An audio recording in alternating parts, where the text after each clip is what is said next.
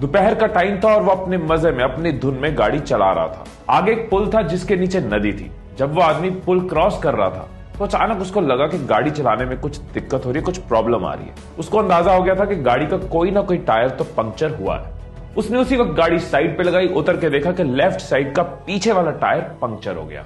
अब वो बंदा थोड़ा परेशान कि इतनी तेज धूप में मुझे टायर बदलना पड़ेगा। खैर जो भी कर लो, टायर तो चेंज करना ही पड़ेगा।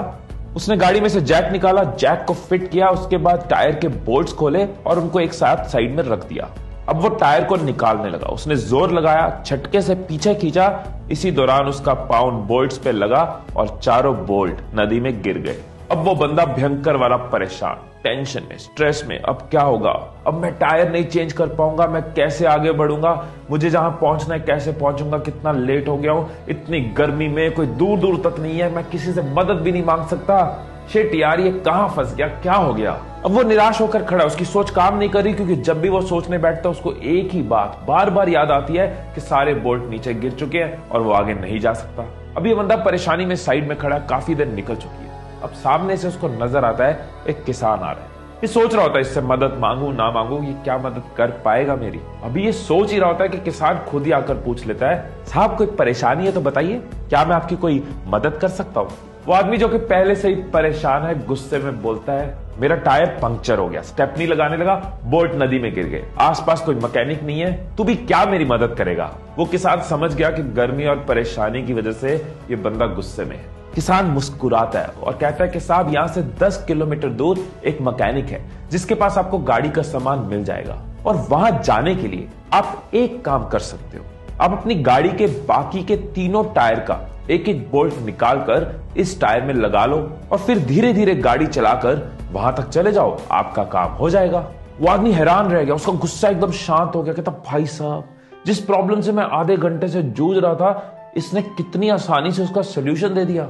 उसने किसान को बोला, सॉरी यार, मैं गुस्से में था, लेकिन तुझे इतनी जल्दी सोल्यूशन कैसे मिल गया? पहले भी ये प्रॉब्लम हुई थी क्या कभी तेरे साथ? किसान मुस्कुराया और कहता है, ऐसा कुछ नहीं है, एक ही फर्क है, एक ही फर्क है कि आप उस परिस्थिति में अपनी परेशानी के बारे में सोच रहे थे, मैं उसी परिस्थिति में हल के बारे में सोच रहा था।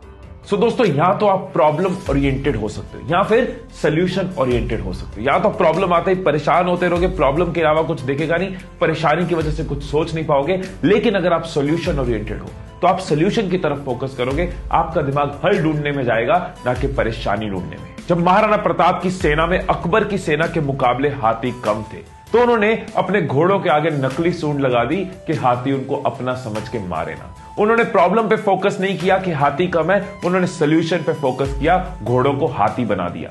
धीरूभाई अंबानी ने अपने फाइनेंशियल स्टेटस को, अपनी माली हालत को प्रॉब्लम नहीं माना। उन्होंने पकौड़े बेचे, यमन में जाके जॉब करी, कुछ भी किया, आगे बढ़ते रहे, क्योंकि वो सोल्यूशन ओरिएंटेड थे, प्रॉब्लम सोच के रुक नहीं गए, बैठ नहीं गए।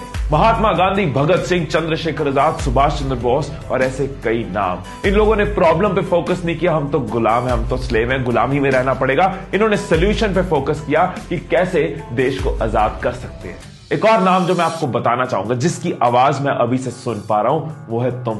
तुम्हारी आवाज कि तुम प्रॉब्लम ओरिएंटेड नहीं, सोल्यूशन ओरिएंटेड हो। आज से सोल्यूशन ओरिएंटेड हो।